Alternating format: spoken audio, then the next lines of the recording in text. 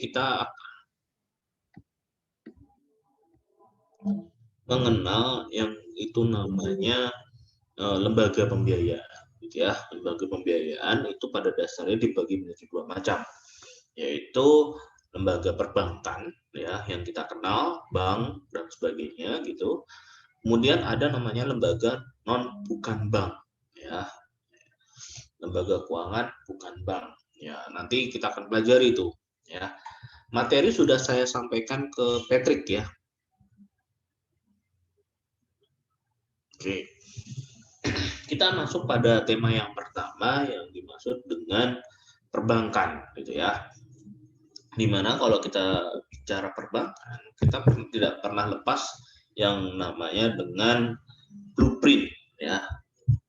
Blueprint mengenai arsitektur perbankan Indonesia yang disebut dengan API, gitu ya. Kemudian apa itu yang disebut dengan API, gitu ya? Bahwa suatu kerangka dasar tentang sistem perbankan Indonesia yang bersifat menyeluruh, memberikan arahan, ya, bentuk dan tatanan industri perbankan. Jadi meskipun perbankan, gitu ya, yang mana dia juga sebuah industri yang mana dia akan mencari sebuah keuntungan, gitu ya, untuk rentang waktu 5-10 tahun yang akan datang, gitu ya. Landasan visinya adalah mencapai suatu sistem perbankan yang sehat, kuat dan efisien guna menciptakan kestabilan sistem keuangan dalam rangka membentuk mendorong pertumbuhan ekonomi nasional, membantu mendorong pertumbuhan ekonomi nasional, gitu ya.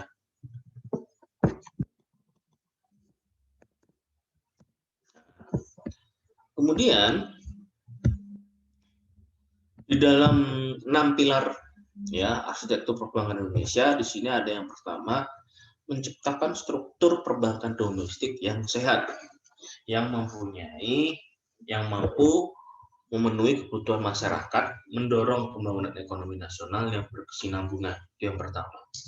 Yang kedua adalah menciptakan pengaturan pengawasan bank yang efektif yang mengacu pada standar internasional, gitu ya. Kemudian menciptakan industri perbankan yang kuat, memiliki daya saing yang tinggi, serta memiliki ketahanan dalam menghadapi risiko-risiko, gitu ya. Kemudian menciptakan good governance, ya, corporate governance, dalam rangka memperbaiki kondisi internal perbankan nasional, mewujudkan infrastruktur yang lengkap untuk mendukung terciptanya industri perbankan yang sehat, gitu ya. Infrastruktur ini bukan jalan bangunan, gitu ya, maksudnya bagaimana sistemnya, landasan hukumnya dan sebagainya, gitu ya. Kemudian yang terakhir yaitu mewujudkan pemberdayaan dan perlindungan konsumen jasa perbankan, gitu ya. Tantangan yang ke depan yang dihadapi oleh arsitektur perbankan Indonesia yaitu rendahnya kapasitas pertumbuhan kredit perbankan. Jadi ini merupakan permasalahan hanya take over dari bank satu ke bank yang lain karena terkait dengan nilai bunga yang lebih rendah, gitu ya. Yang kedua adalah struktur perbankan yang belum optimal. Artinya bahwa struktur bank saat ini, ya, dengan adanya era digital itu berdampak pada sistem ataupun industri perbankan yang semakin efisien, sehingga penyerapan tenaga pekerja dan sebagainya juga semakin mengecil, gitu ya. Yang ketiga adalah pemenuhan kebutuhan masyarakat terhadap pelayanan perbankan yang dinilai oleh masyarakat masih kurang, ya. Lalu pengawasan bank yang masih ditingkatkan, kapabilitas perbankan yang masih lemah, profitabilitas, efisiensi operasional bank yang tidak sustain, ya, berkelanjutan. Kemudian perlindungan nasabah yang masih ditingkatkan, artinya masih banyak kasus-kasus yang terjadi uang nasabah hilang, uangnya sudah sudah didepositukan ternyata tidak tercatat dan sebagainya. Ini adalah banyak hal yang memang perlindungan nasabah ini masih banyak PR, begitu ya. Termasuk di dalamnya ketika ingin mengakses tadi, ya, mengakses apakah terjadi permasalahan-permasalahan yang berkaitan dengan rahasia nasabah. Ini juga masih cukup banyak yang bolong di sini, gitu ya. Yang terakhir yaitu perkembangan teknologi informasi. Kemudian program kegiatan API di sini adalah penguatan struktur perbankan nasional, gitu ya. Lalu program peningkatan kualitas pengaturan perbankan, fungsi pengawasan, peningkatan kualitas manajemen dan operasional perbankan, program pengembangan infrastruktur perbankan, dan peningkatan perlindungan nasabah. Gitu ya. Pada dasarnya, ketika kita menabung, ya, menabung pada bank, gitu ya, itu adalah kedudukan kita lebih tinggi dibanding pihak bank, gitu ya. Nah, di sini seorang penabung itu adalah memberikan kredit, gitu ya, kepada bank. Nanti bank menyalurkan lagi kredit itu dalam bentuk masyarakat sebagai debitur, gitu ya. Nah, kemudian ya, program penguatan struktur perbankan nasional yaitu penambahan modal baru baik stakeholder lama maupun investor baru, merger antar bank ya untuk mencapai persyaratan modal minimum yang baru, gitu ya, penerbitan saham baru, kemudian penerbitan subordinate loan, gitu ya. Nah, 10-15 tahun ke depan diharapkan tercipta struktur perbankan yang 2-3 bank yang mengarah pada bank internasional dengan kapasitas kemampuan beroperasi di wilayah internasional serta memiliki modal di atas 50 triliun. 3-5 bank nasional memiliki cakupan usaha yang beroperasi secara nasional serta memiliki modal antara 10 triliun ya. Kemudian 3-5 bank yang kegiatan usahanya terfokus pada segmen usaha tertentu sesuai ya dengan kapabilitas dan kompetensi masing-masing bank ya. Bank tersebut memiliki modal antara 100-10 triliun, gitu ya. Dan yang terakhir, bank dengan kegiatan usaha yang terbatas memiliki modal sebesar 100 miliar, gitu teman-teman. Oke, kita lanjut pada yang kedua ya, penjelasan mengenai perbankan itu sendiri.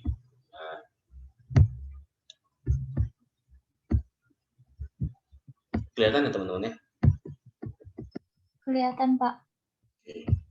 Kita masuk di dalam sistem perbankan, gitu ya, bahwa di dalam sistem perbankan ini diatur setelah pasca krisis moneter, gitu ya. Nanti kalian bisa baca di dalam sejarah Bank Indonesia, gitu ya, kebijakan pelonggaran, kebijakan pengetatan dan sebagainya itu ada dampaknya masing-masing, gitu ya.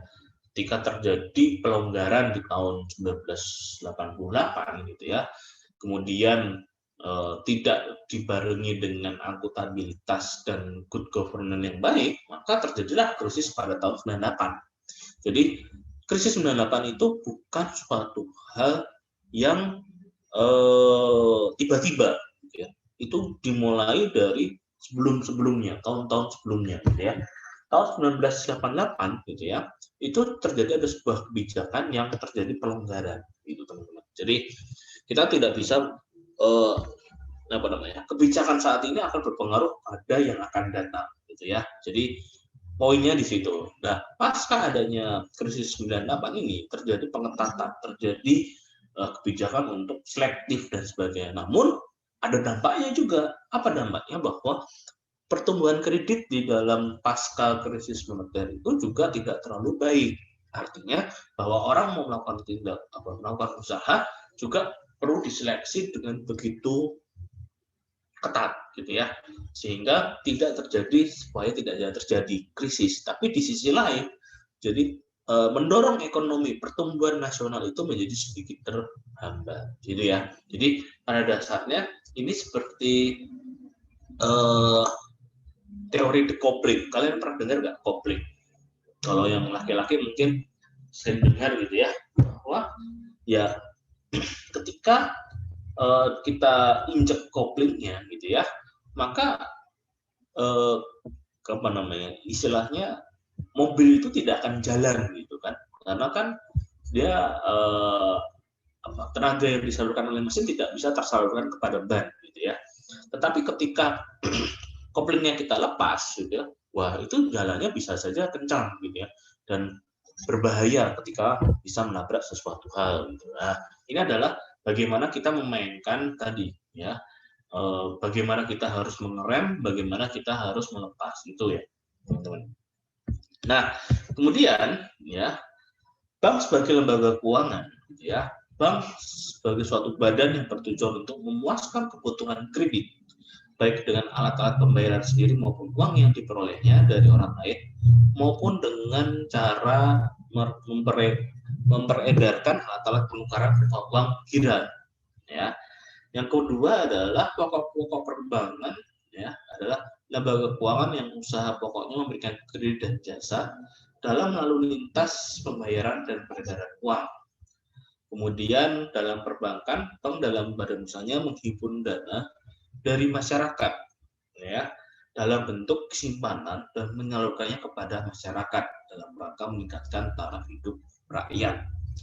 Kemudian perubahannya yaitu badan usaha menghimpun dana dari masyarakat dalam bentuk simpanan dan menyalurkan kepada masyarakat dalam bentuk kredit atau bentuk jasa, bentuk-bentuk lain dalam rangka meningkatkan taraf hidup rakyat yang lebih banyak. Ya. Ini adalah perubahan mengenai pengertian dari perbankan itu sendiri, ya, dari Undang-Undang 14, Undang-Undang 792 dan Undang-Undang 10 tahun 98. Nah, kemudian ya, perbankan adalah segala sesuatu yang menyangkut tentang bank, mencakup kelembagaan, kegiatan usaha, serta cara dan proses dalam melaksanakan kegiatan usahanya, di mana diatur di dalam pasal 1 ayat 1 Undang-Undang 10 tahun 98.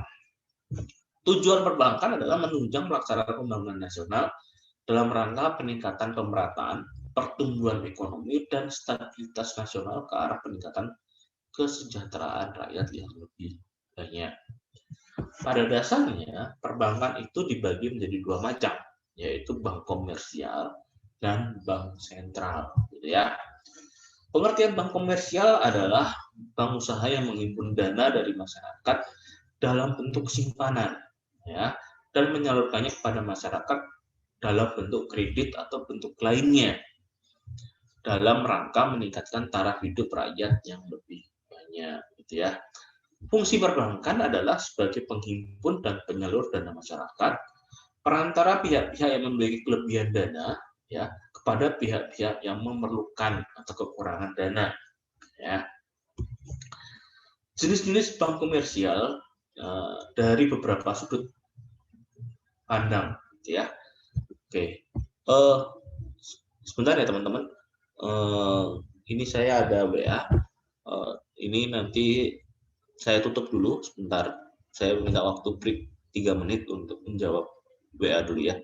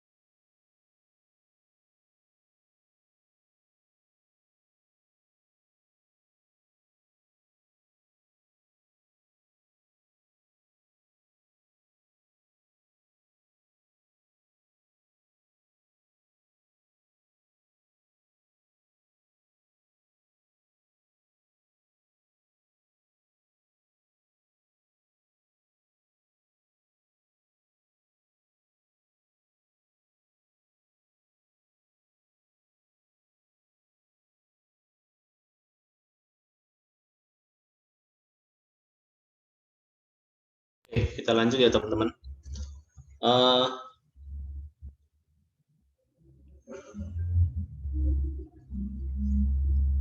Halo, halo. Kita foto dulu aja ya. Hidupkan kamera dulu ya. Ini background sama ininya masih saya pakai kemarin sidang senat. Jadi ini.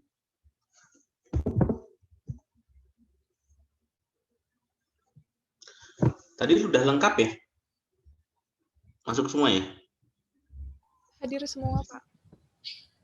Hah? Hadir semua, Pak. Tapi untuk absen 23, Rahma izin meninggalkan kelas, Pak. Oke. Ini yang bawah nih pada belum connect.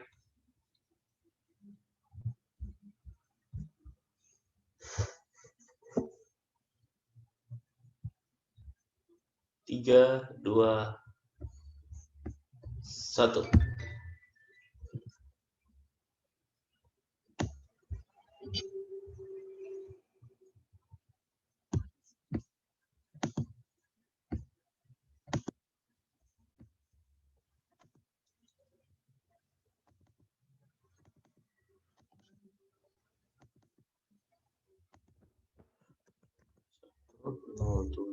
Tujuh belas.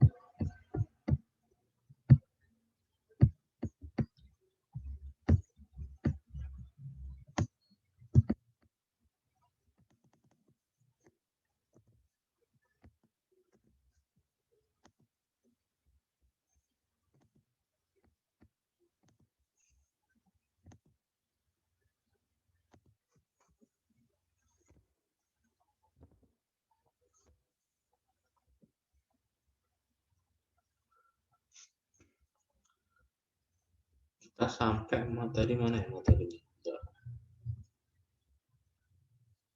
Oh, ini. Nah, kemudian ya di dalam jenis bank komersial ada beberapa sudut pandang. Yang pertama, jenis bank menurut bentuk badan usahanya. Ya, kalau kita lihat dari bentuk badan usahanya, bank umum itu ada PT, koperasi, ya, dan perusahaan daerah. Ya, jadi kayak Bank Jateng, Bank DKI dan sebagainya itu adalah perusahaan daerah. Kemudian ada Bank Pekreditan Rakyat, ya, BPR. Itu ada pemerintahan daerah, ya, perusahaan daerah, yaitu BUMD, gitu ya, koperasi, PT, untuk lainnya yang ditetapkan dengan PP. Kemudian jenis bank menurut kepemilikannya, ada yang dimiliki oleh pemerintah, swasta nasional, koperasi, asing, gitu ya, dan bank campuran, ya.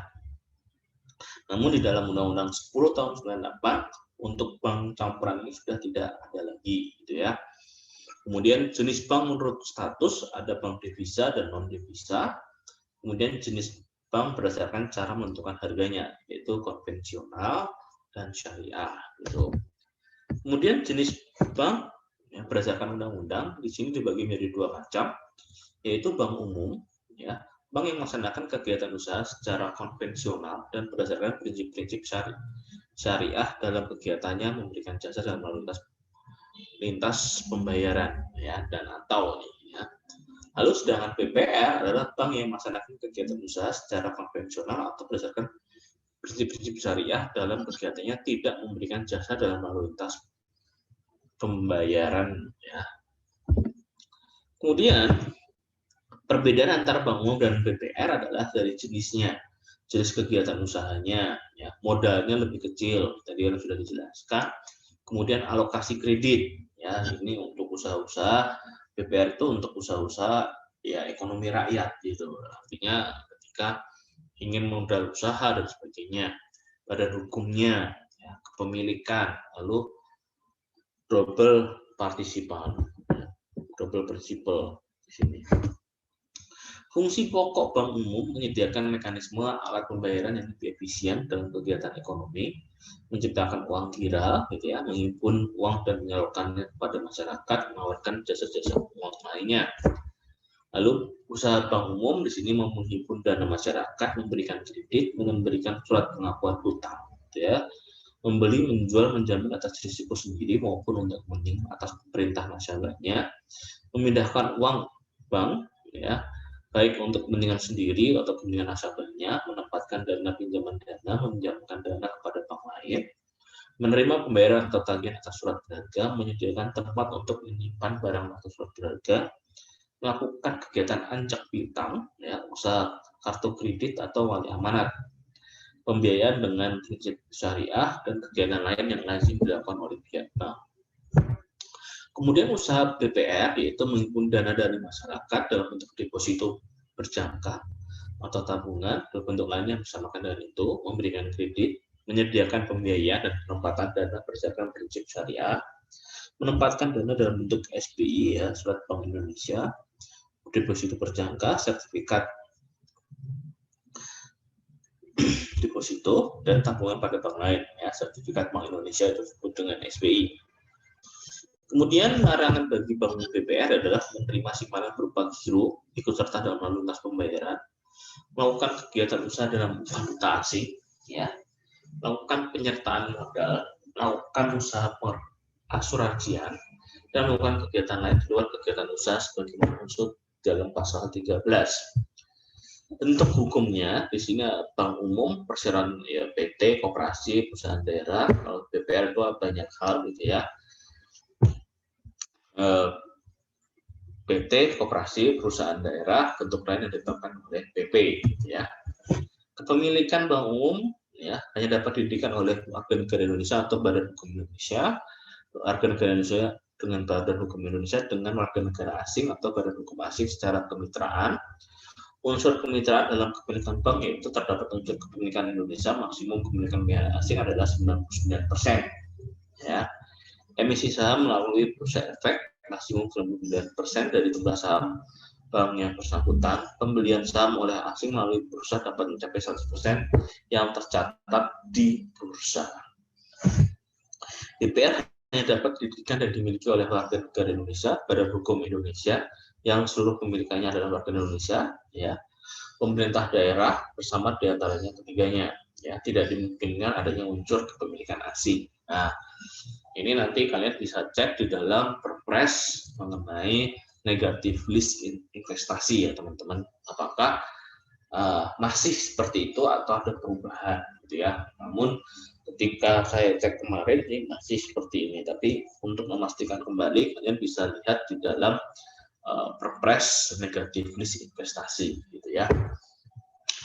Kemudian perizinan bank diberikan oleh Bank Indonesia ya. Kemudian kewajiban bank yaitu menjalankan prinsip kehati-hatian ya dalam pasal 2 ya, BMTK, GWM, KYCP ya, fit and proper test, rencana kerja dan penilaian analisis kredit. Lalu untuk menjaga tingkat kesehatan di sini ada kapital, aset, manajemen, earning ya, dan likuiditas gitu. Kemudian dalam memberikan kredit dan usaha lainnya harus menempuh cara yang tidak merugikan bank atau nasabah penyimpan. kemudian menyediakan informasi mengenai kemungkinan risiko bagi nasabah, menyampaikan segala keterangan, penjelasan dan laporan pada Bank Indonesia, dan mengumumkan neraca dan perhitungan LMR. Ya.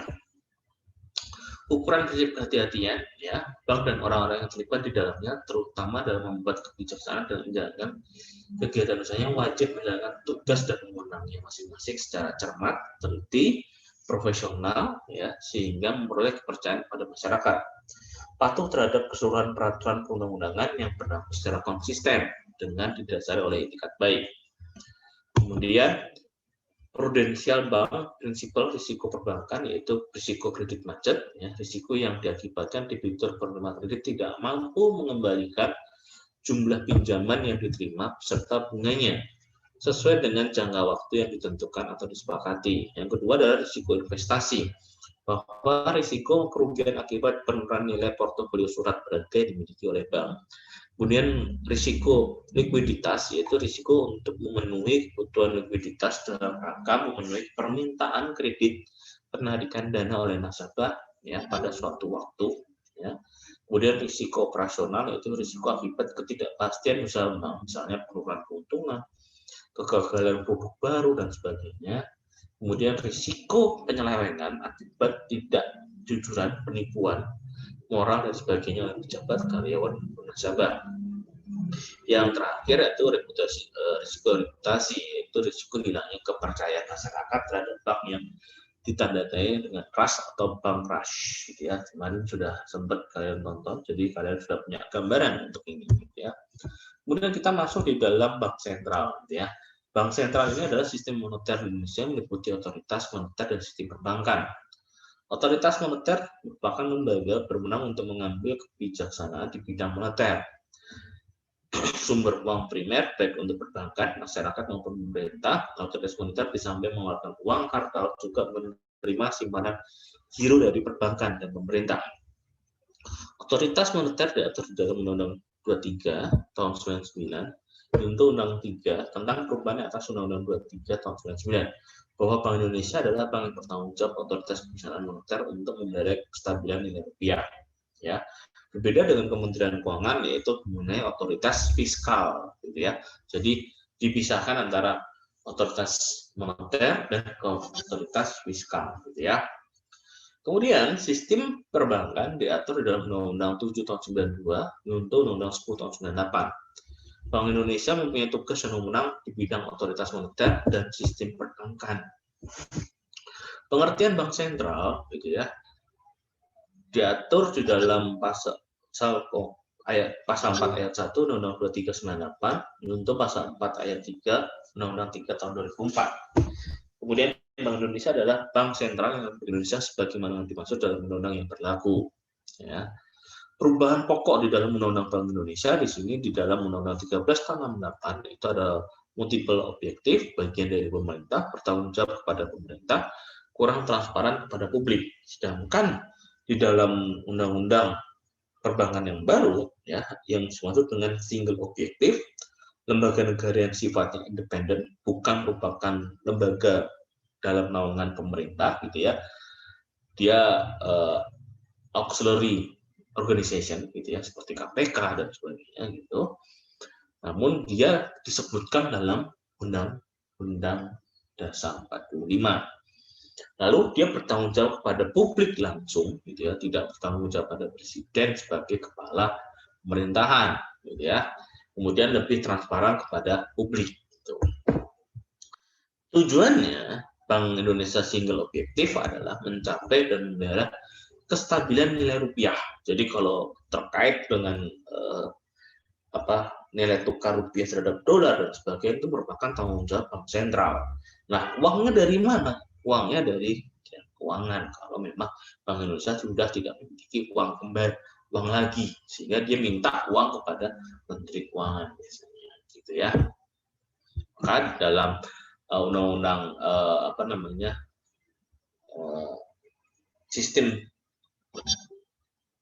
KSSK, gitu ya, sistem sektor keuangan, gitu ya, itu Menteri Keuangan sebagai ketua karena dia yang punya uang semuanya, gitu ya.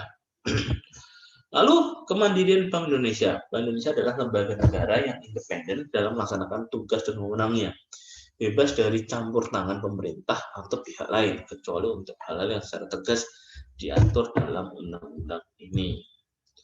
Kemandirian Bank Indonesia berada di luar pemerintahan. Hubungan dengan pemerintah adalah bertindak sebagai pemegang kas atau pemerintah. Konsekuensinya mengatur atau membuat menerbitkan peraturan yang merupakan pelaksanaan dari undang-undang dibandingkan dengan Undang-Undang 1368 di mana BI bertugas membantu pemerintah dan berada di bawah koordinasi Dewan Moneter. Keterangan Dewan Moneter sekarang sudah tidak diperlukan lagi, gitu ya. Status kedudukannya, ya di sini ada yuridis Bank Indonesia, status kedudukannya, tujuan, tugas, pertanggungjawaban, transparansi dan akuntabilitasnya, anggaran, personalia dan manajemennya, gitu ya.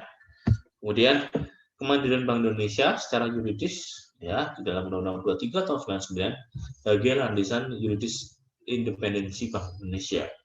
Aspek personalia, pengangkatan Dewan Gubernur oleh Presiden selaku kepala negara, bukan sebagai kepala pemerintahan dengan persetujuan DPR. Persetujuan DPR penting untuk menjaga intervensi pemerintah.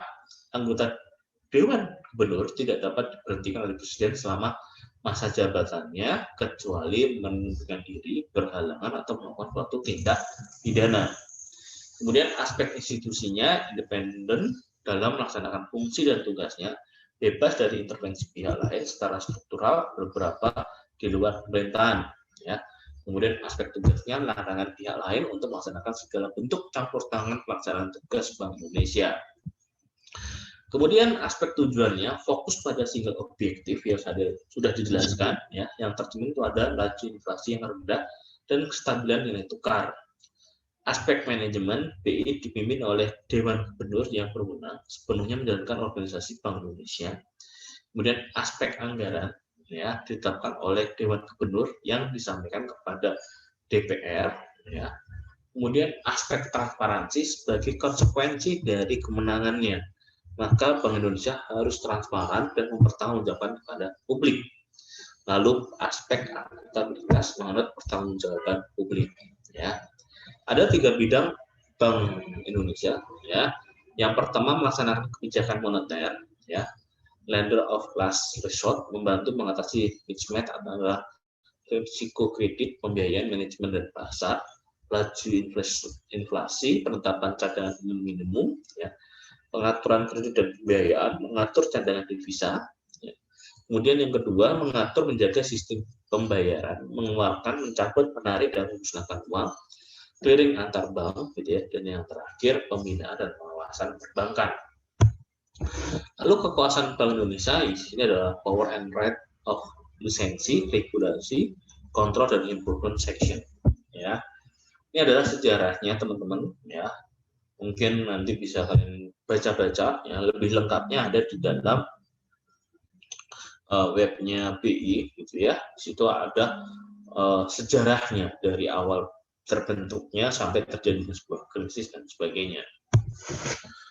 Kemudian Undang-Undang Nomor 7 Tahun 92 tentang perbankan menghapus Undang-Undang 14 Tahun 67 tentang pokok-pokok perbankan, ya, terdiri dari 60 pasal dan 10 bab, ya. Substansinya 2 banking system, 2 jenis bank, gitu ya, non collateral oriented, dirubah dengan Undang-Undang 10 Tahun 98. Di dalam Undang-Undang 10 Tahun 98, ya, terkait dengan perubahan Undang-Undang 7 Tahun 92, penegasan kemandirian Bank Indonesia dalam pembinaan dan pengawasan perbankan dengan mengalihkan kewenangan seluruh perizinan yang semula berada di Menteri Keuangan kepada Gubernur Bank Indonesia. Pembentukan bank khusus sebagai pelaksanaan program penyihatan perbankan, ya, BPPN, gitu ya. Perubahan cakupan rahasia bank, meningkatkan transparansi pengawasan tanpa mengurangi hak kerahasiaan nasabah yang menyimpan. Kemudian penyesuaian ketentuan pendirian kepemilikan bank, menghapus bank campuran, ya, kemudahan pelaksanaan prinsip syariah dan kegiatan usaha bank dual sistem, ya. Kemudian yang terakhir permasalahan-permasalahan terkait dengan Undang-Undang Nomor 7, gitu ya, Tahun 92. Yang pertama adalah pengangkatan keanggotaan Dewan Komisaris dan Dewan Direksi Bank wajib memenuhi ketentuan sebagaimana dimaksud di dalam pasal 16 ayat 6 dan pasal 17. Mana tidak semuanya itu ya tadi memenuhi syarat-syarat tersebut. Yang kedua, dalam Undang-Undang 1098, pasal 16 hanya sampai ayat 3. Nah, ayat 6-nya dihapus. Nah, ini terus bagaimana statusnya? Ya. Kemudian pasal 17 dihapus karena terkait dengan izin usaha bagi pihak yang berbentuk campuran. Nah, sedangkan bentuk campuran sudah tidak ada. Nah, berkaitan dengan pengangkatan Dewan Komisaris dan Dewan Direksi, diatur di dalam pasal 16 ayat 6 dan pasal 17. Nah, ini bagaimana tidak ada pengaturan lebih lanjut? Ini juga suatu, ya, kalau bahasa hukumnya adalah kekosongan hukum atau celah hukum, atau kalau bahasa mudahnya adalah dulunya diatur, sekarang tidak diatur. Nah, jadi ada loopholes, ya, ada atau apa namanya, ada yang tidak diatur, terus bagaimana pelaksanaannya, terus bagaimana proses pengisian dari kekosongan itu. Ya, ini yang perlu adanya suatu perpu, suatu undang-undang yang setingkat untuk mengisi kekosongan hal tersebut, gitu ya teman-teman. Mungkin terkait dengan lembaga keuangan bank, gitu ya. Jadi kan lembaga keuangan itu kan terdiri dari dua macam ya teman-teman ya, yaitu lembaga keuangan perbankan dan lembaga keuangan non-bank. Gitu. Nah, ini yang saya jelaskan di awal ini adalah merupakan lembaga keuangan bank, gitu ya, perbankan. Gitu. Sampai di sini ada yang mau ditanyakan dulu Pak? Kira-kira? Izin bertanya Pak. Ya. Pak, tadi saya mau nanya tentang kepemilikan bank umum. Bank umum kan hanya dapat didirikan oleh WNI atau BHI, dan WNI atau BHI dengan WNA dengan kemitraan.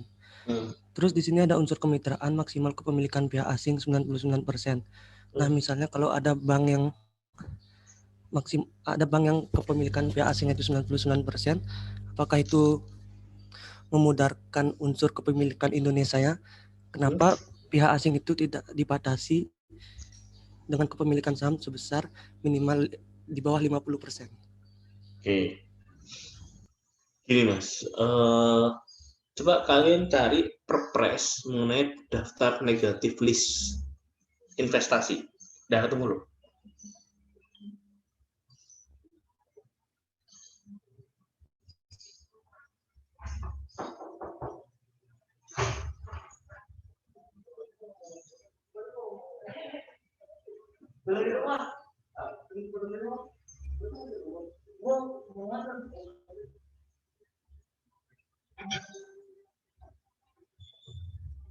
Ketemu nggak?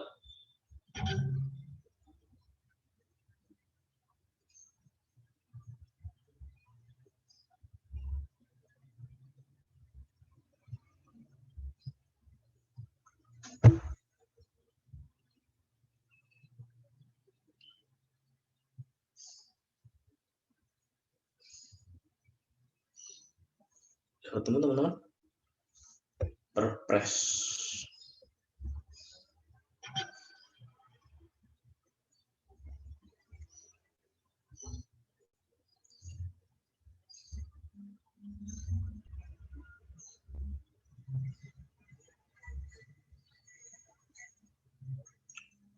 Ini sinyalnya agak jelek ya.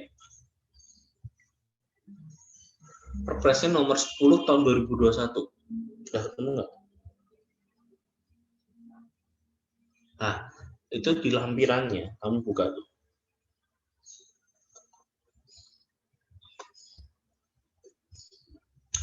Cari sektor keuangan yang bank.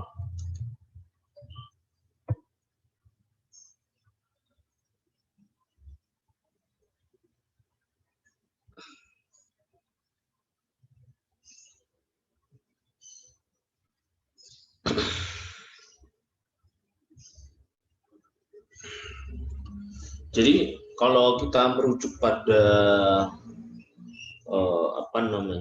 pelaksanaan dari Perpres ini kan merupakan undang-undang atau peraturan yang sifatnya teknis ya.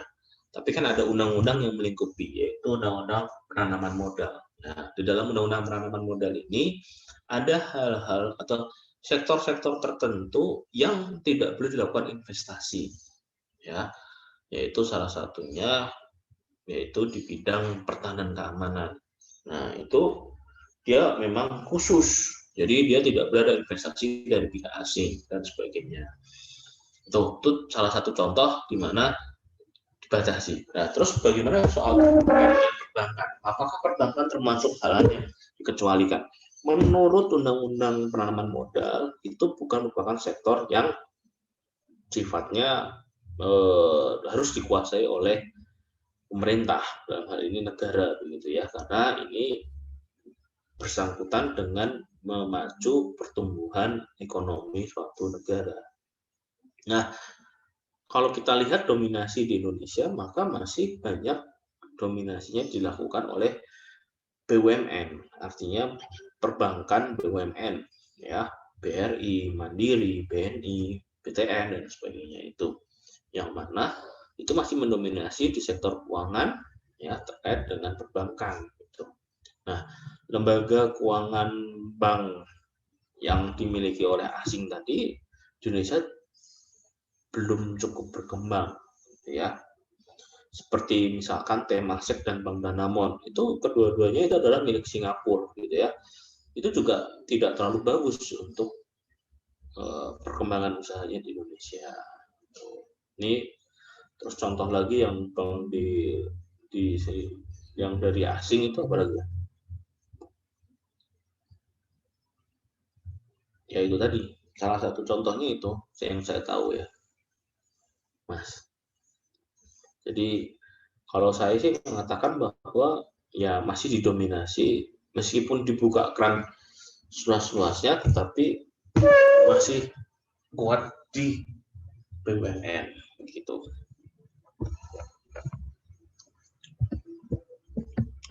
Ada lagi yang mau ditanyakan teman-teman? Izin Pak. Ya. Gimana Mas? Tadi kan dijelaskan di UU nomor 13 tahun 1968 bahwa BI bisa saja kurang transparan kepada publik. Pertanyaannya adalah kenapa BI bisa kurang transparan kepada publik, Pak? Bukankah kalau hal seperti itu bisa menimbulkan miskomunikasi, dan kenapa di peraturan awal itu tidak langsung di keterbukaan kepada publik saja, Pak? Di tahun 19 kan undang-undangnya itu kan Undang-Undang 3 tahun 1968 ya. Itu kan undang-undang sebelum yang baru gitu, sebelum undang-undang BI yang baru, di mana pada waktu itu ya kalau kita lihat demokrasi kita masih didominasi oleh demokrasi yang sifatnya terpimpin. Masih ingat ya Pak ini ya, sejarah ya, bahwa itu di akhir-akhir masa atau era Orde Lama, di mana apa namanya, kekuatan ya sentral itu ada di pemerintah, semua harus dikuasai dan dimiliki oleh pemerintah. Nah, Bank Indonesia gitu ya, kalau kita lihat Bank Indonesia itu ya di situ tetap harus dikontrol oleh pemerintah dalam menjalankan usahanya, sehingga peran serta masyarakat publik itu sangat relatif rendah. Ya, di sini perbedaan ya antara demokrasi terpimpin gitu ya dengan demokrasi yang berkembang saat ini. Gitu. Sedangkan pada era reformasi gitu ya, itu kan terjadi perubahan ya di dalam era reformasi, itu kan terjadi perubahan yang mendasar, perubahan yang radikal, di mana alam demokrasi kita adalah alam demokrasi yang tadi sebebas-bebasnya, gitu ya. Apakah itu salah? Ya itu merupakan fenomena yang terjadi gitu.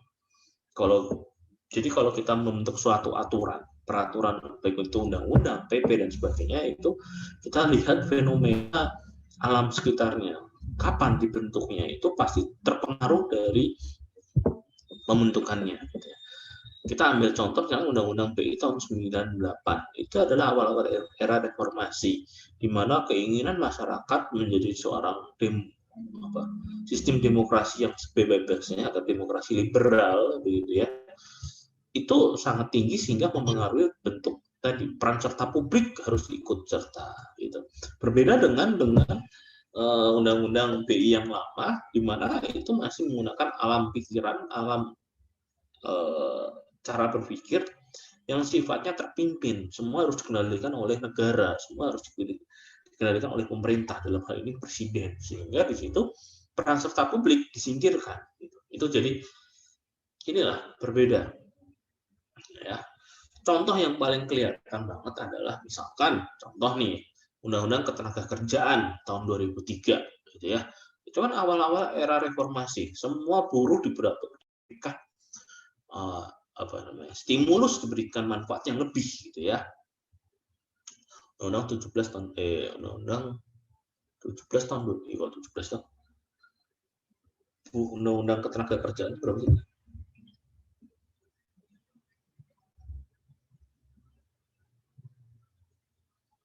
Undang-Undang 13 tahun 2003. Nah, itu buruh sangat diberikan manfaat, tapi kan berbeda dengan perubahannya ya. Di dalam Undang-Undang Cipta Kerja itu kan ada hal-hal yang memang mulai dibatasi ya gitu ya. Jadi memang berbeda alam pemikirannya. Begitu ya Mas ya, kurang lebih jawabannya. Cukup? Ada lagi? Terima kasih, Pak. Ya. Tadi kan Bank Indonesia itu independen. Gimana kalau Bank Indonesia itu membuat kebijakan yang berseberangan dengan pemerintah sehingga merugikan? Kalau seperti ini, apakah Bank Indonesia bisa menjadi tidak independen lagi? Lalu Bank Indonesia itu kan disebutkan tadi independen. Bagaimana intervensi kebijakan pemerintah terhadap BI agar kebijakan BI itu tidak berseberangan dengan pemerintah? Gitu, Pak. Terima kasih. Ya. Jadi ada namanya lembaga yang baru ditetapkan 2 atau 3 tahun yang lalu terkait dengan sistem sektor keuangan. Ya. Dulu adanya namanya KSSK dulu ya, sekarang menjadi undang-undang tersendiri. Saya agak lupa tuh undang-undang nomor berapa. Nah, bagaimana untuk supaya tidak terjadi mismatch atau terjadi kesalahan di dalam penerapan sebuah kebijakan yang saling kontraproduktif gitu ya. Nah, di dalam selama ini dengan adanya undang-undang yang mensinkronkan tersebut gitu ya, itu terkait dengan kebijakan yang tidak match itu dapat dikurangi dengan tadi ketuanya Bu Sri Mulyani, Menteri Keuangan, kemudian anggotanya itu salah satunya adalah Bank Indonesia, Gubernur Bank Indonesia, lalu Ketua OJK dan sebagainya. Itu nanti coba kalian lihat. Mungkin saya akan ini sistem sektor keuangan.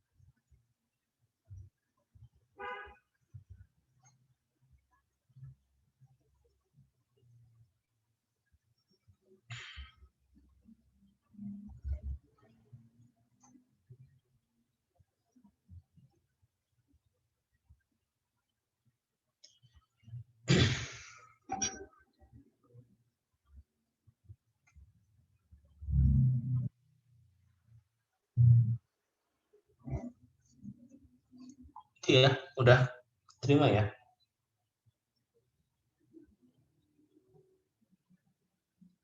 Iya, Pak, sudah ada. Nah,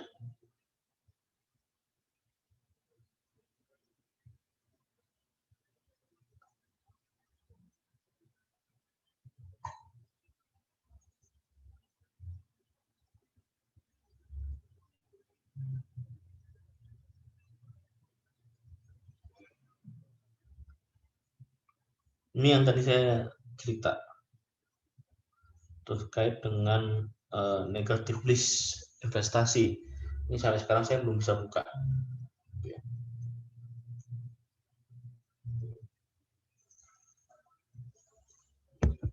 Oke, ada lagi teman-teman? Cukup? Kita next dulu ya. Ada nggak? Kalau nggak ada, kita next pada materi yang pokoknya gitu ya, yaitu lembaga keuangan non-bank.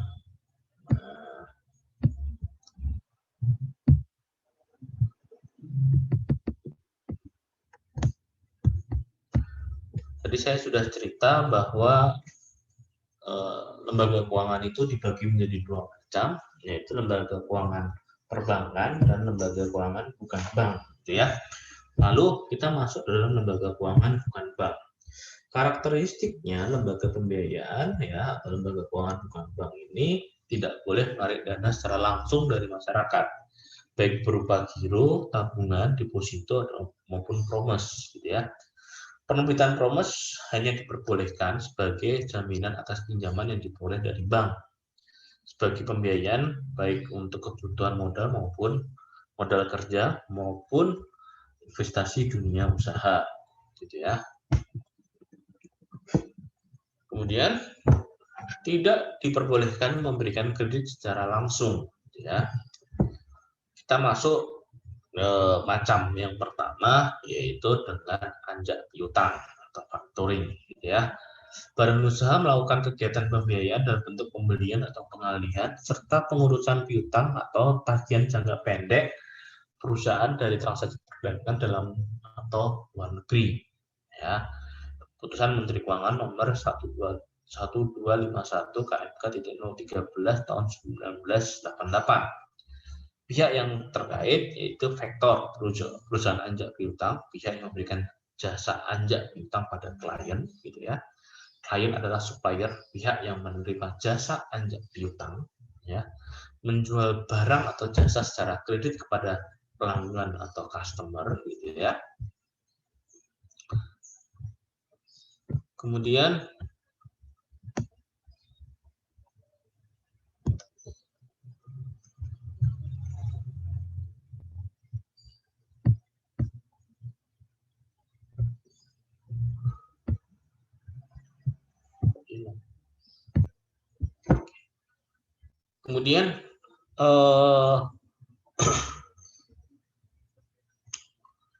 pihak yang membeli barang atau jasa dari klien untuk mempunyai kewajiban berupa hutang atau jangka pendek pada klien. Kewajiban pihak faktor yaitu memberikan jasa berupa pembiayaan, berupa pembayaran di muka, ya, advance payment, pre-payment financing antara 6-80% dari nilai faktur atau pada jasa piutang jatuh tempo. Kemudian non pembiayaan antara lain berupa pengawasan, penagihan piutang, serta penatausahaan penjualan kredit piutang. Ya. Lalu kewajiban pihak klien menjual atau menjaminkan piutangnya kepada pihak faktor, ya, memberikan balasan jasa finansial kepada pihak faktor berupa service charge.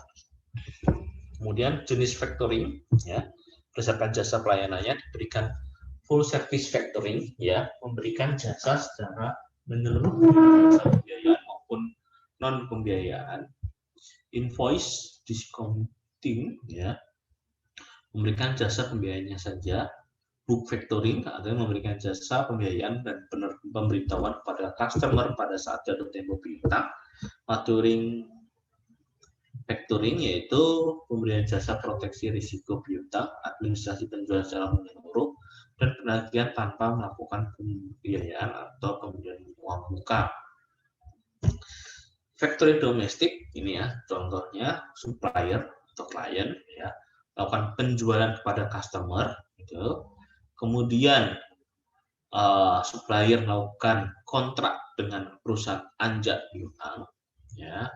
Kemudian supplier memberitahukan pada customer, ya, bentuknya. Kemudian anjak piutang memberikan pembayaran besarannya 80%, ya, dari 60 sampai 80%. Kemudian, ya, perusahaan anjak piutang itu melakukan penagihan kepada customer, ya, sehingga customer akan melunasi pada perusahaan anjak. Gitu, ya. Penyerahan piutang pada klien pada faktor pengetahuan notifikasi pemberitahuan pada pihak customer sehingga tidak ada penagihan piutang yang beralih pada faktor. Nah, undisclosed factoring. Ya, jadi ini yang sifatnya tertutup, kalau ini sifatnya terbuka, gitu ya. Di mana supplier melakukan penjualan, terus pemberian faktur kepada customer, kemudian kopi fakturnya diberikan pada anjak, perusahaan anjak memberikan uang muka, gitu ya, sebesar 60-80%. Kemudian customer melakukan pelunasan pada supplier, dan akhirnya supplier melakukan pembayaran pelunasan, ya.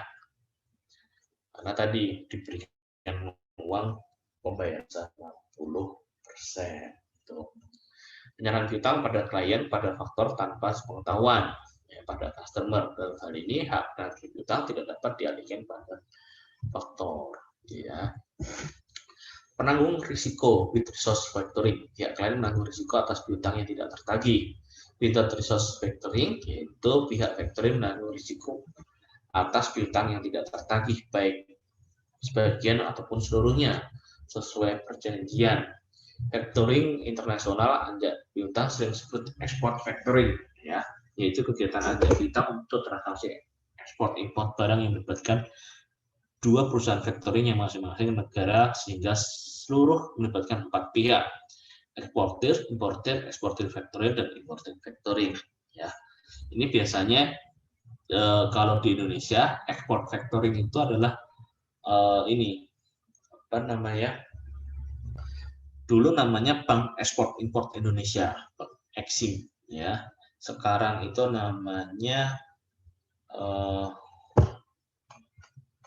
lupa saya namanya.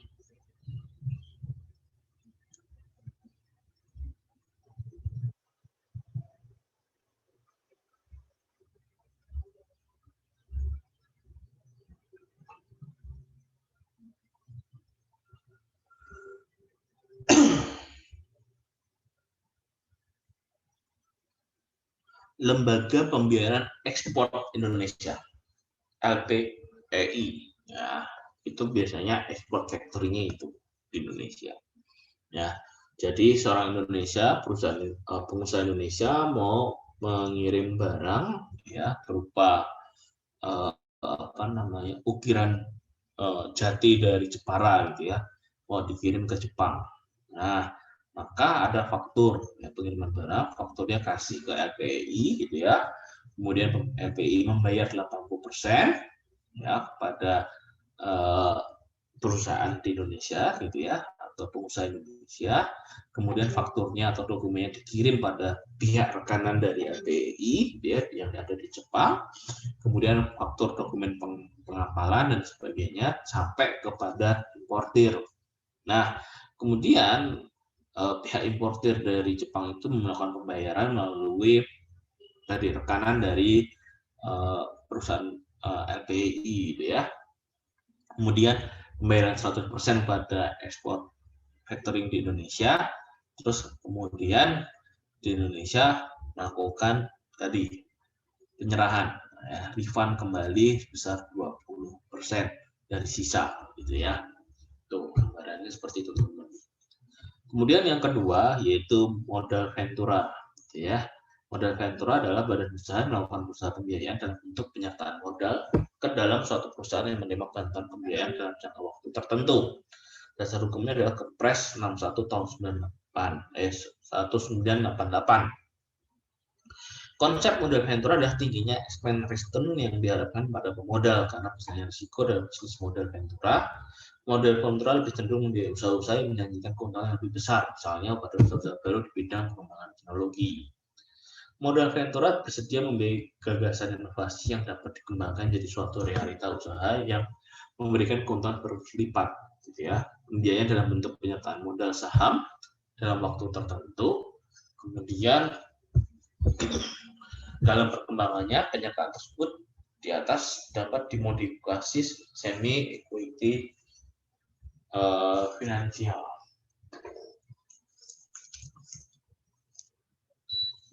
Lalu mekanisme modal ventura pada prinsipnya merupakan suatu proses yang menggambarkan arus investasi dengan pola masuknya pemodal dalam membentuk suatu pool of fund, gitu ya. Kemudian proses pembiayaan pada perusahaan pasangan usaha (PPU), gitu ya.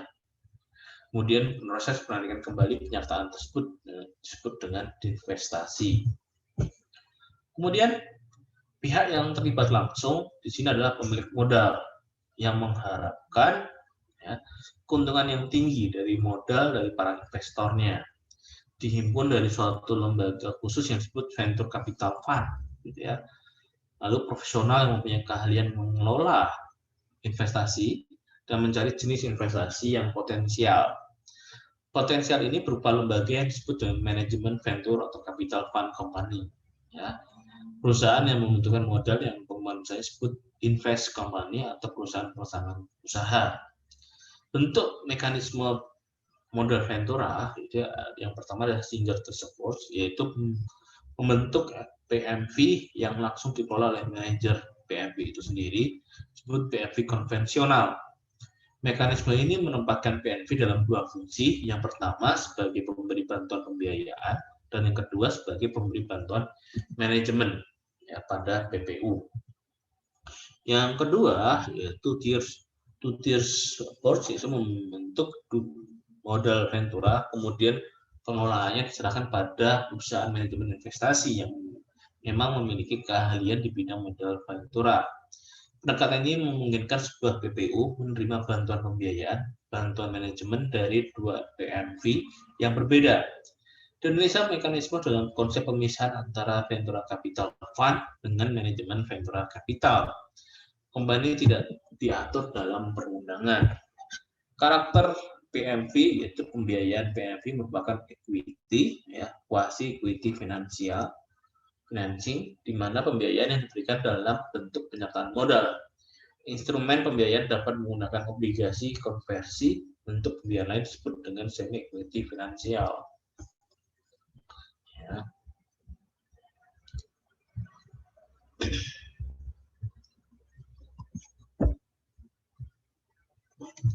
Merupakan investasi dengan perspektif jangka panjang dengan mengharapkan capital gain, ya. Merupakan pembiayaan bersifat risk kapital karena tidak di-cover oleh jaminan sebagaimana kredit perbankan. Pembiayaan PMV bersifat aktif, ya, karena disertai keterlibatan dalam manajemen perusahaan. Penyertaan PMV bersifat sementara, yaitu maksimal 10 tahun, harus menarik diri setelah menjual sahamnya. Keuntungan berupa capital gain, apresiasi nilai saham dan dividen, rate of return-nya yang tinggi karena bidang usahanya dibiayai oleh menjanjikan keuntungan yang tinggi. Tujuan modal ventura selain berorientasi pada keuntungan dengan risiko yang tinggi, pembiayaan modal ventura bertujuan untuk memungkinkan adanya mempermudah pendirian atau suatu perusahaan baru, membantu perusahaan yang mengalami kesulitan dana dalam mengembangkan usahanya, membiayai pengembangan produk maupun yang mulai mengalami kemunduran, ya, membiayai produk atau teknologi baru yang siap dipasarkan, memperlancar mekanisme investasi dalam dan luar negeri, mengembangkan proyek, ya, research dan development, mengembangkan teknologi baru dan alih teknologi dan pengalihan kepemilikan suatu perusahaan. Cara penghimpunan dana, ya, leverage venture capital. Sebagian besar penghimpunan dana dalam bentuk pinjaman dari berbagai macam pihak, sedangkan modal sendiri relatif jauh lebih rendah. Dana ini mungkin digunakan oleh PPU, ya, untuk kegiatan usahanya. Yang kedua adalah equity venture capital company, yaitu sebagian besar dana diperoleh dari modal sendiri dalam berbagai bentuk, sedangkan porsi modal pinjaman relatif kecil. Sumber dana ini memungkinkan digunakan sebagai bentuk penyertaan pada suatu perusahaan. Ya. Jenis-jenis kepemilikan PMV yang pertama adalah private venture capital company, PMV yang belum go public. Lalu ada public venture capital company, yaitu PMV yang telah go public. Lalu bank venture capital company, yaitu PMV yang didirikan oleh bank untuk tujuan dan misi khusus, misalnya dalam rangka pengembangan usaha kecil, gitu ya. Konglomerat venture capital company, yaitu PMV yang dimiliki sejumlah perusahaan besar. Pembiayaan PMV bisa saja dalam bentuk pembiayaan modal langsung, ya. PMV mengambil bagian sejumlah saham PPU dengan cara bersama mendirikan perusahaan baru atau diambil portofolio sahamnya. Yang kedua adalah semi equity finansial, membeli obligasi konversi, ya, convert type bond yang diterbitkan oleh PPU. Dan yang ketiga adalah pembiayaan bagi hasil, modifikasi pembiayaan untuk usaha yang belum berbadan hukum dan terutama bagi usaha kecil. Tahapan untuk pembiayaan PNV yang pertama adalah early stage financing, dan mana yang pertama pembiayaan terhadap penelitian riset untuk mengukur viability suatu objek pembiayaan. Yang kedua startup financing, yaitu pembiayaan pada tahap pengembangan produk dan persiapan pemasaran. Dan yang ketiga first round financing, yaitu pembiayaan terhadap pelaksanaan atau peluncuran komersial prototip produk. Lalu ekspansi stage, ya, di mana second round financing, yaitu pembiayaan untuk peningkatan kemampuan penjualan pemasaran, ya. Lalu pembiayaan untuk pengembangan produk baru dan perluasan jaringan. Yang ketiga yaitu pembiayaan dalam rangka memperbaiki kondisi keuangan yang guna persiapan ke publik. Yang terakhir pembiayaan dalam rangka akuisisi perusahaan lain yang membeli saham perusahaan. Tahap yang ketiga turnaround situation, pembiayaan bagi perusahaan dalam kondisi sulit dan bahkan kondisi bangkrut. Kemudian divestasi modal ventura merupakan tahap akhir dari pembiayaan PMV dengan menarik kembali kenyataan saham PPU. Investasi penyertaan pada PMV bersifat sementara, pada dasarnya pemilikan saham pada PMV untuk dijual kembalikan dalam rangka memperoleh capital gain. Ya, alternatif investasi PMV yaitu penamaran umum melalui pasar saham, gitu ya, menjual kembali pada perusahaan pasangan atau usaha, menjual penyertaan PMV pada investor baru, menjual perusahaan PMV bersama PPU, menjual seluruh saham pada perusahaan lain atau individu, dan likuidasi PPU.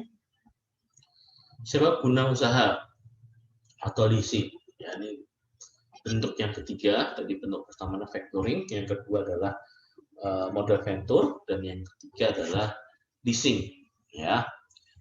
Financial Act Standard Board, di mana sewa guna usaha adalah suatu perjanjian penyediaan barang modal yang digunakan untuk jangka waktu tertentu, ya. Sewa guna adalah perjanjian di mana lessor menyediakan barang dengan hak penggunaan lesi dengan imbalan pembayaran sewa untuk jangka waktu tertentu. Dan yang terakhir menurut Equipment Leasing Associate, di mana sewa guna usaha adalah suatu kontrak antara lessor dan lesi untuk penyewaan suatu jenis barang tertentu langsung dari pabrik atau penjual barang atau lesi. Terdapat KMK, ya, 1169 KMK 01 tahun 91, di mana leasing adalah kegiatan pembiayaan bentuk penyediaan barang modal baik sewa guna usaha dengan hak opsi, tanpa hak opsi untuk digunakan lesi dalam jangka waktu tertentu berdasarkan pembayaran secara berkala. Pihak yang terlibat dalam lesi adalah lessor, perusahaan sewa guna usaha yang memiliki hak atau barang. Lesi adalah perusahaan atau pemakai barang yang memiliki hak opsi pada akhir perjanjian. Kemudian supplier adalah pihak penjual barang yang disewa gunakan. Kemudian bank adalah kreditur dapat terlibat walaupun secara tidak langsung. Mekanisme transaksi lesi, ya. Di sini adalah yang pertama lesi kepada supplier, ya, membeli suatu misalkan mobil gitu, kemudian dia minta tolong pada perusahaan leasing, gitu ya, misalkan apa namanya, kalau di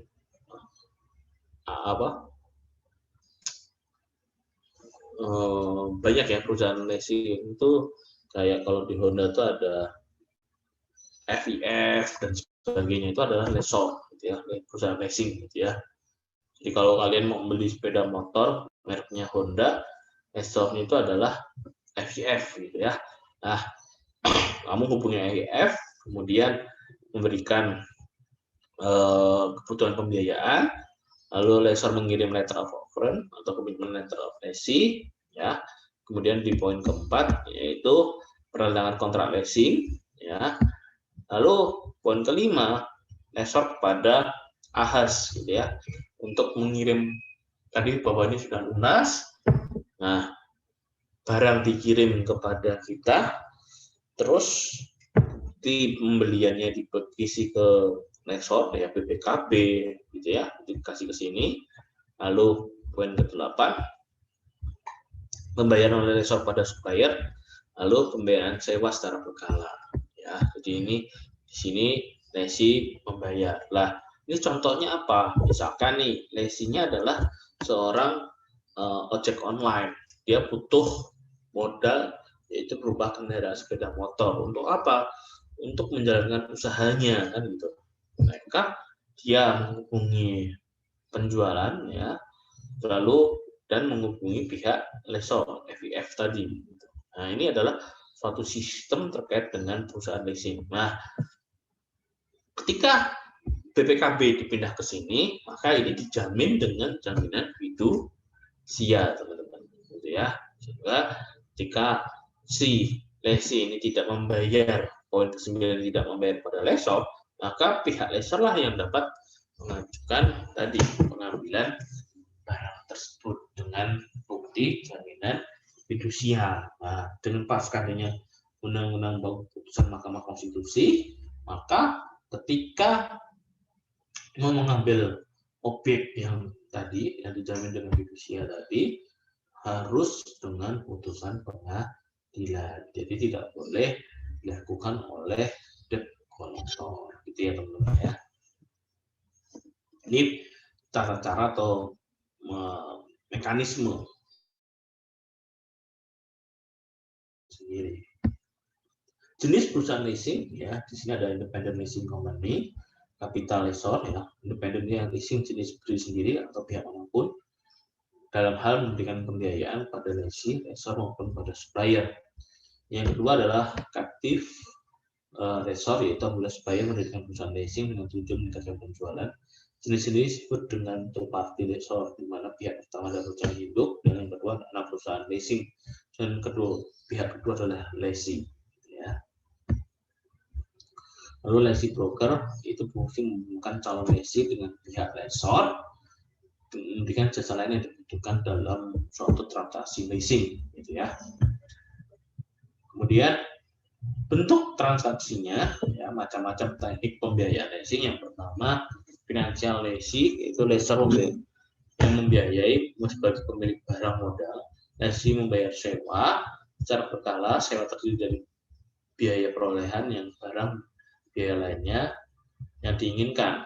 Lessor tidak dapat membatalkan kontrak secara sepihak sebelum kontrak berakhir. Lessee memiliki hak opsi untuk membeli barang tersebut atau nilai sisa tadi, value dari objek tadi. Bentuk transaksi financing yaitu direct financial, terlibat dalam proses pembelian barang modal dari supplier yang dibiayai oleh lessor langsung disewagunakan kepada lessee. Sell or lease back, yaitu lessee menjual barang modalnya pada lessor untuk kemudian dilakukan kontrak sewa guna usaha atas barang tersebut. Tujuannya untuk membantu lessee yang mengalami kesulitan modal kerja. Sindikasi lessee yaitu pembiayaan dilakukan lebih dari satu orang lessor atas dasar pembiayaan risiko, karena objek leasing membutuhkan dana dalam jumlah yang besar. Kemudian leverage bank atau kreditur jangka panjang menyediakan dana terbesar 60-80%, disebut leverage debt, yang merupakan without resource pada pihak lessee. Dalam hal ini bahwa lessee default atau lessor tidak ikut bertanggung jawab pada pihak bank. Lalu vendor program, yaitu penjualan dilakukan oleh vendor atau dealer pada konsumen dengan fasilitas leasing. Lessor akan membayar barang pada vendor atau dealer, selanjutnya lessee akan membayar upfront kepada lessor dengan cara atau melalui dealer. Yang terakhir adalah cross border lease, di mana negara sebagai lessor berada berbeda dengan negara lessee. Untuk mengatasi berbagai masalah hukum dan perpajakan dilakukan afiliasi atau subsidiarity perusahaan leasing tersebut. Nah, kemudian operasi lessee sebagai Pemilik barang menanggung risiko ekonomis dan pemeliharaan barang. Lessor menanggung biaya pelaksanaan sewa, asuransi, pajak maupun biaya pemeliharaan. Lessee membayar sejumlah uang sewa tidak mencakup biaya perolehan barang dan biaya lainnya serta spread, ya, non full payment of lease. Lessee membayar sejumlah sewa yang tidak mencakup biaya perolehan barang dan biaya lainnya. Ya. Lessor hanya mengharapkan keuntungan dari penjualan barang yang disewakan dari hasil lainnya. Lessee pada akhirnya kontrak mengembalikan barang, tidak memiliki hak opsi untuk memilih barang. Lessor dapat membatalkan kontrak sepihak. Ya. Metode pembayaran sewa ini payment at advance, ya, pembayaran sewa untuk pertama kalinya dilakukan di muka pada tanggal kontrak ditandatangani. Yang kedua adalah payment in progress, di mana pembayaran sewa untuk pertama kalinya dilakukan di belakang pada akhir periode angsuran. Ya. Kemudian faktor penetapan sewa, di sini ada nilai barang, simpanan jaminan, nilai sisa, jangka waktu, dan tingkat bunga. Kelebihan leasing sebagai sumber dana yaitu pembiayaan full dapat sampai 100%, lebih fleksibel, jumlah sewa disesuaikan dengan pendapatan yang dihasilkan oleh objek leasing, sumber dana alternatif terlepas dari kredit lain yang ada di pihak lain, off balance sheet, tidak ada keharusan mencatat dalam neraca, arus dana itu dengan keluasan pengaturan pembiayaan. Lalu proteksi inflasi karena sewa tetap, perlindungan atas kemajuan teknologi, terhindar dari risiko barang yang out of date, sumber pelunasan kewajiban berasal dari modal kerja, adanya barang yang dilease, kapitalisasi biaya, adanya biaya tambahan lain dapat dikapitalisasi, kemudian risiko keuangan dapat di atas dengan mengoperasi lease yang berjangka waktu relatif singkat, kemudian perencanaan anggaran, ya, karena jumlah sewa yang tetap, membayar secara berkala, pembiayaan proyek skala besar dapat diatasi melalui leasing, meningkatkan debt capacity, perolehan objek leasing tidak otomatis meningkatkan debt equity ratio. Oke, teman-teman, itu teman-teman untuk gambarannya. Ini karena sudah jam 9:07, mungkin tanya jawabnya saya undur minggu depan, gimana ya? Apa kan? Oke, tanya jawabnya untuk nanti untuk materi ini di minggu depan. Kuliah hari ini saya akhiri melalui mekanisme Zoom. Selamat pagi. Terima kasih. Jaga kesehatan. Terima kasih, Pak. Terima kasih, Pak.